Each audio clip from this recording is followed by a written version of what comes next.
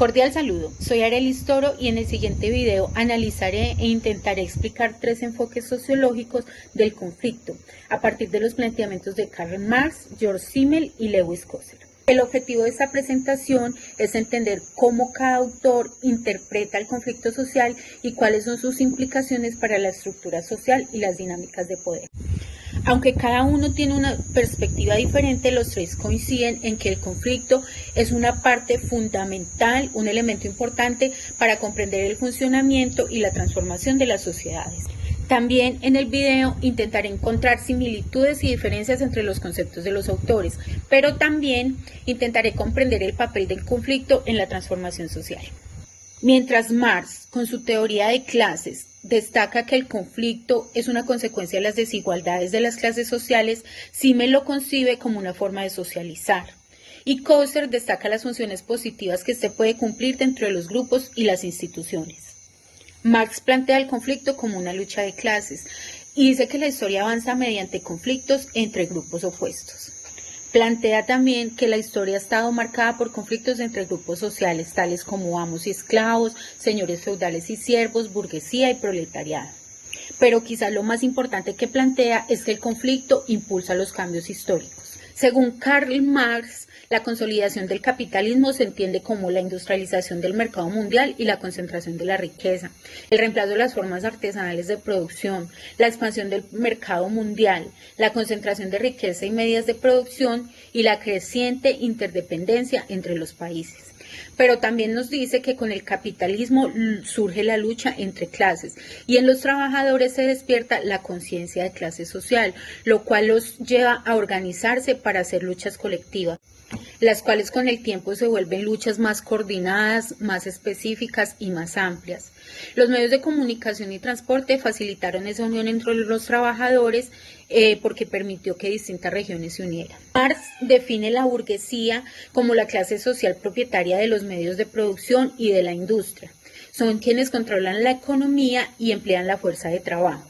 Dicho de forma más sencilla, son quienes poseen la empresa y los recursos productivos. A la burguesía se le atribuye el impulso de transformaciones que revolucionan continuamente los medios de producción, además de que promueve avances tecnológicos, promueve el comercio internacional y la integración de los mercados mundiales. Mientras que la clase social proletariada está compuesta por trabajadores cuya única fuente de ingreso es su mano de obra y su fuerza de trabajo, es lo único que poseen para sobrevivir, no tienen ningún otro recurso tangible. De esta relación entre propietarios y trabajadores surgen las desigualdades económicas, entendidas como las diferencias existentes entre quienes concentran la riqueza y los medios de producción llamados burguesía y quienes únicamente disponen de la capacidad de trabajo para sobrevivir, conocidos como el proletariado. Según Marx, estas desigualdades no son situaciones aisladas, son una característica concreta del capitalismo.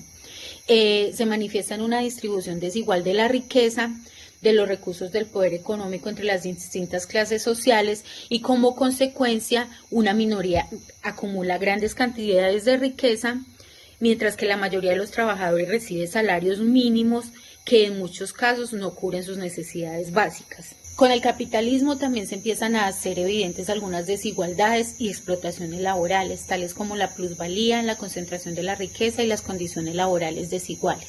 Entendiéndose la plusvalía como cuando los trabajadores generan un valor superior al salario que reciben. Y el burgués se queda con esa diferencia, el burgués se apropia de ese recurso de ganancia. En conclusión, para Marx, el capitalismo marca una diferencia entre los que poseen el recurso económico y la industria y quienes solo tienen su mano de obra y su fuerza de trabajo para subsistir. Evidentemente, esto produce unas desigualdades económicas, de explotación laboral, conflictos sociales que marcan toda una estructura de la sociedad moderna. Según Marx, la lucha entre clases sociales constituye el motor de la historia y explica los cambios sociales. Desde esta perspectiva, y ajustándonos al tema inicial del video, en el que se proponía explicar la teoría del conflicto según cada autor, Karl Marx sostiene que el conflicto es el motor de las transformaciones históricas.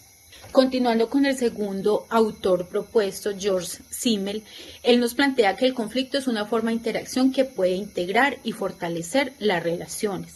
Mientras Marx se centra en las desigualdades y la lucha de clases sociales, Simmel analiza cómo el conflicto forma parte de las relaciones y permite que se hagan relaciones sociales a partir de él. Simmel nos plantea que el conflicto es una forma de interacción, porque permite que las personas y grupos se relacionen a través de sus diferencias.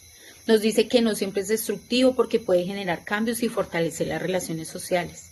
Dice que puede generar integración ya que une a las personas alrededor de intereses o problemas comunes. Y permite negociar diferencias ya que facilita el diálogo y la búsqueda de acuerdos entre las partes.